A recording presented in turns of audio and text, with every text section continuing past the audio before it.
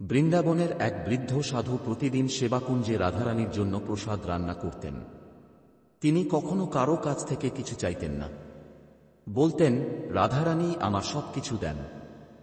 একদিন প্রচণ্ড ঝড় বৃষ্টির কারণে বাজারে কিছুই পাওয়া গেল না। সেই দিন সাধু কিছু রান্না করতে পারলেন না। চোখে জল নিয়ে বললেন, হে রাধারানী, আজ তোমার জন্য কিছুই করতে পারলাম না, ক্ষমা করো মার। তারপর ক্লান্ত হয়ে তিনি বসে পড়লেন। কিছুক্ষণ পরে দরজায় শব্দ হল। এক কিশোরী মেয়ে এসে বলল, ঠাকুরজির জন্য প্রসাদ নিয়ে এসেছি। সে থালায় গরম খিচুড়ি, সবজি আর মিষ্টি দিয়ে গেল। সাধু আবেগে ভেসে গেলেন। খাওয়ার পরে তিনি আশেপাশে খুঁজলেন, মেয়েটি কোথায় গেল, কিন্তু কেউই তাকে দেখেনি।